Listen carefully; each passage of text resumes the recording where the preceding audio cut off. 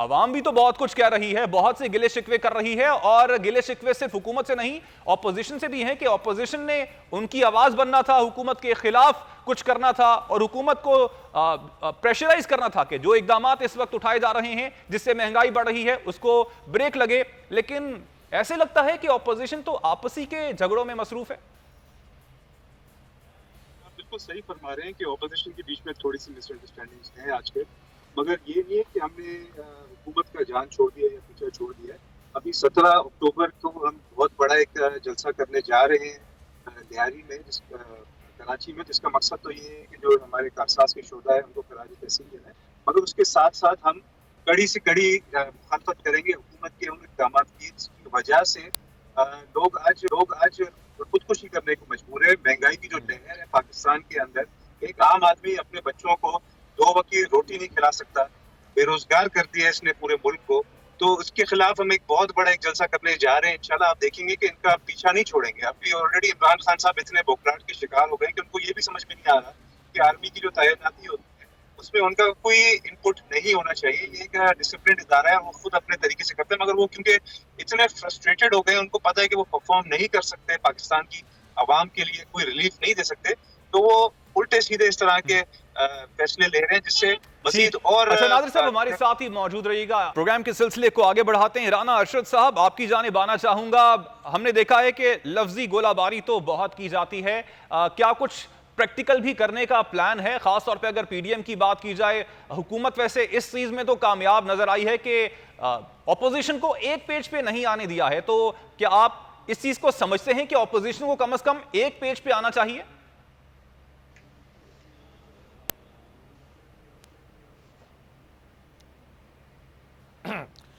जी बिस्मिल्लाहिर्रहमानिर्रहीम।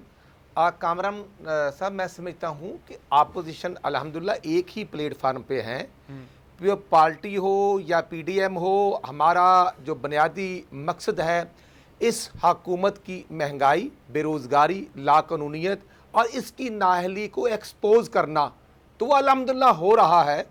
और मैं समझता हूँ कि आपोजिशन 25 जुलाई 2018 को जो इंटरनेशनल धांधला हुआ था, जिसके नतीजे में ये गवर्नमेंट मसलत की गई, उस वक्त भी हम एक दूसरे के अपोनेंट थे, हमने एक दूसरे की मुखालफत में इलेक्शन कंटेस्ट किए थे। फिर आपको पता है कि पीडीएम में अगर हम इकट्ठे थे, इसके बावजूद गिलगित बल्तिस्तान में भी हम एक दूसरे के अपोनेंट थे। इसलिए ये कहना कि हम एक प्लेटफार्म पर नहीं हैं, हम अल्हम्दुलिल्लाह हैं। हाँ, वो पार्टी अपने प्लेटफार्म पर स्ट्रगल कर रही है, मुस्लिम लीग नून अपने पर कर रही है, और हम पीडीएम में भी अपने प्लेटफार्म पर स्ट्रगल कर रहे हैं, उसी तरह जमात इस्लामी भी कर रही है। इशू ये है कि 3.5 साल में इस गवर्नमेंट ने किया क्या है। ये मैं समझता हूँ कि जो जिन्नात जंतर मंतर के ज़रिए ये हुकूमत चलाई जा रही है, और अगर इतनी ही हुकूमत कामयाब है तो फिर महंगाई के जिनको कंट्रोल क्यों नहीं करती। ये महंगाई आउट ऑफ कंट्रोल हुकूमत की नाअहली और ख़ुद पैदा की हुई इनकी अपने ये घर की, मैं समझता हूँ कि ये इनका प्रॉफिट, ये एटीएम मशीनें, ये आटा माफिया कौन है? वो चीनी पर जो 3 अरब की सब्सिडी दी गई थी और फिर चीनी की कमीशन की रिपोर्ट लहराई जाती थी, तो आज भी लाहौर समेत पंजाब पूरे पाकिस्तान में 115 रुपए तक चीनी का रेट पहुंच चुका है। कोई कंट्रोल नहीं करेगा, कंट्रोल करने की अहलियत नहीं। हाँ, एक ही काम है इनको कि नैब को अपोजिशन के खिलाफ इस्तेमाल कैसे करना है, और बिलियन ट्रीज़ के जो 15 या 16 अरब रुपए वो हजम कैसे करने हैं। बिलियन ट्रीज़ भाई, ये सुप्रीम कोर्ट के ऑनरेबल जजेस ने भी कहा था।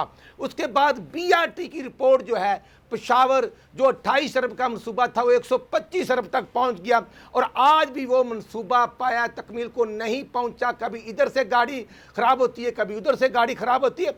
यही मैं समझता हूं कि मेट्रो बस, मेट्रो मनसूबे मुल्तान, लाहौर, रावलपिंडी में हमने 3 लगाए थे 100 अरब में। हमारे खिलाफ तो बातें करते रहे हैं। 3 साल में किया क्या है? करप्शन, जो पाकिस्तान इंटरनेशनल लेवल पर 117 नंबर था, ये करप्शन इन 3.5 साल में बढ़कर 120-21 तक पहुंच चुकी है। और ये इस हुकूमत का कारण है। खुद इमरान खान कहते थे कि डॉलर 1 रुपया महंगा होता है तो वजीर आजम चोर होता है। अब डॉलर 103 या 105 रुपए से 173 रुपए तक पहुंच चुका है। इसका जिम्मेदार कोई और नहीं, हुकूमत है। और अब जो कुछ ये कर रहे हैं, मैं समझता हूँ अदारों को मुलायम करना और अदारों के जरिए अपनी मन मर्जियां मनवाने का जो इनका शौक पूरा नहीं होता। इसलिए मैं कहना चाहता हूं कि ये नैब के चेयरमैन की एक्सटेंशन। चलिए सर, आप जो बात कर रहे हैं वैसे ये सब बातें आप भी करते रहे। आपने जो बातें की हैं वैसे वो मैं पाकिस्तान तहरीक इंसाफ के जो रहनुमा है उनके सामने रखूंगा। अहमद जवाद साहब, आप वैसे जो इस वक्त आपकी अपनी हुकूमत की कारकर्दगी है उसको कहां पे रेट करते हैं? 3 साल से जायद का अरसा गुजर चुका है। गो के शुरू में बहुत सी बातें की गई, उनको हम पॉलिटिकल स्टेटमेंट्स ही लेते हैं, लेकिन अब 3 साल से जायद का अरसा गुजर चुका है। इस वक्त हुकूमत कहां पर खड़ी है? देखें कामरान, महंगाई पे भी मैं बात करूंगा, लेकिन चूंकि सवाल ये है कि 3 साल में हुकूमत की कारकर्दगी क्या रही है, तो उसमें सबसे बड़ी तो मैं कहूँगा अचीवमेंट इस गवर्नमेंट की ये है कि कोविड के दौरान जिसमें दुनिया की बड़ी बड़ी इकोनॉमीज जो हैं वो शेक हो गई। अमेरिका में इन्फ्लेशन डिकेड्स के बाद जो है वो 6% से ऊपर गया, और वहाँ पे बड़ी बड़ी कंपनीज जो हैं, बड़े रिनाउंड फेमस ब्रांड्स आपने सुने होंगे, वो बड़ी बड़ी कंपनियां जो हैं वो कोविड के दौरान बंद हो गई। ये पूरी दुनिया पे एक इफेक्ट आया। यूके में भी आपने पिछले दिनों देखा था कि पेट्रोल के लिए वहां पे लाइनें लगी हुई थी। यानी कहने का मकसद ये है कि कोविड एक इंटरनेशनल क्राइसिस था कि जिससे तमाम इकोनॉमीज में इन्फ्लेशन में इजाफा हुआ है। लेकिन पाकिस्तान ने तो कोविड के दौरान अपने रीजन में सबसे अच्छा परफॉर्म किया। यहाँ पे तो इकोनॉमिक एक्टिविटी नहीं बंद होने दी, बिकॉज जो स्मार्ट लॉकडाउन और स्ट्रेटेजी इख्तियार की गई गवर्नमेंट ने, जिसे बाद में बाकी तमाम दुनिया ने भी इस्तेमाल किया। तो ये तो मैं कहूंगा कि सबसे बड़ी जो कामयाबी इस हुकूमत की ये है कि कोविड के दौरान यहाँ पे कोई इमरजेंसी, कोई क्राइसिस नहीं आया। बड़े अच्छे तरीके से उसको हैंडल किया गया। इकोनॉमी को भी बड़े अच्छे तरीके से। अगर उस इकोनॉमी का सबूत अगर आपको चाहिए तो आप पाकिस्तान की 72 साल की तारीख में 29 अरब डॉलर के फॉरेन रिजर्व ढूंढ के मुझे निकाल दें। सब्सक्राइब करें और बेल दबाएं ताकि कोई खबर रह न जाए।